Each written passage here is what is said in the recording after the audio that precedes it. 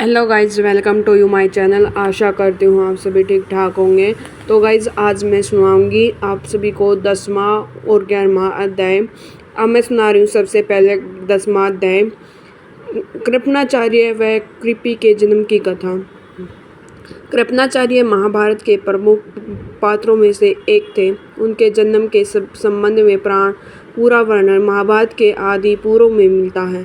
इसके अनुसार महर्षि गौतम के पुत्र थे शेरदान। वे बाणों के साथ ही पैदा हुए थे।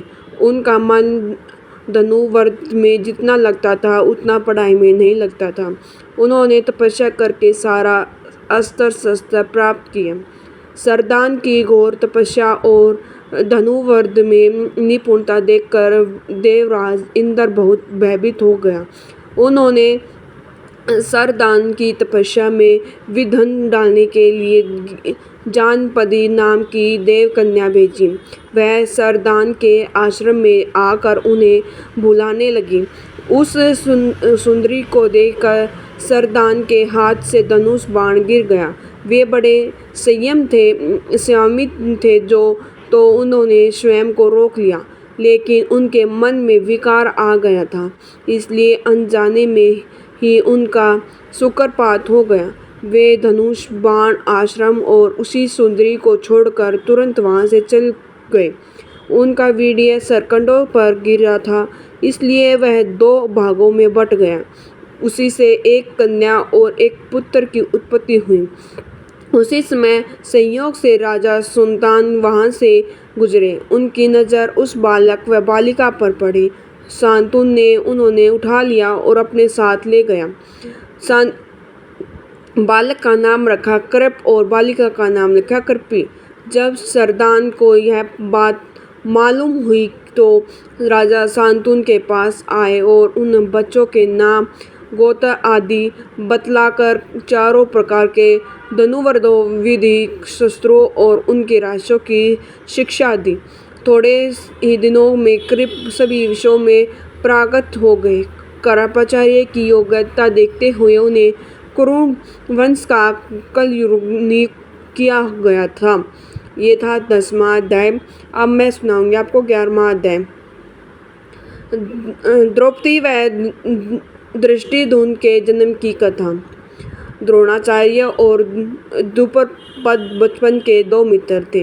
राजा बनने के बाद द्रुपद को अहंकार हो गया।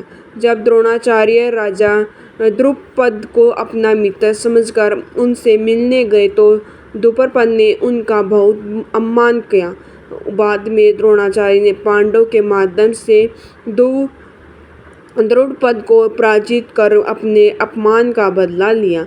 राजा द्रुपद अपना पराजय का बदला लेना चाहते थे, इसलिए उन्होंने ऐसा यज्ञ करने का निर्णय लिया जिसमें से द्रोणाचार्य का वध करने वाला वीर पुत्र उत्पन्न हो गए। उसके राजा द्रुपद इस यज्ञ को करवाने के लिए कई विद्वान ऋषियों के पास गए, लेकिन किसी ने भी उनकी इच्छा पूरी नहीं की। अंत में महात्मा याज्ञ ने द्रुपद का यज्ञ करवा स्वीकार कर लिया। महात्मा याज्ञ ने जब राजा द्रुपद का यज्ञ करवा तो यज्ञ के अग्निकुंड में से एक दिव्य कुआं प्रकट हुआ। इसके बाद उस अग्निकुंड में से एक दिव्य कन्या भी प्रकट हुई। वह अत्यंत ही सुंदर थी। ब्राह्मणों ने उन्हें दोनों का निर्माण किया। वे बोले, यह कुमार बड़ा दृष्ट और सिंहाणु है। इसकी उत्पत्ति अग्निकुंड से हुई है, इसलिए इसका धृष्टद्युम्न होगा।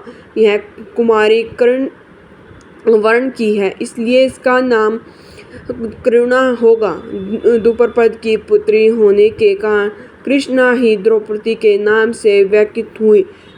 राम राम सभी को। तो ये थे मेरे 10वां और 11वां अध्याय। वीडियो में लाइक, कमेंट, शेयर करना और बताना मेरी वीडियो कैसी लगी।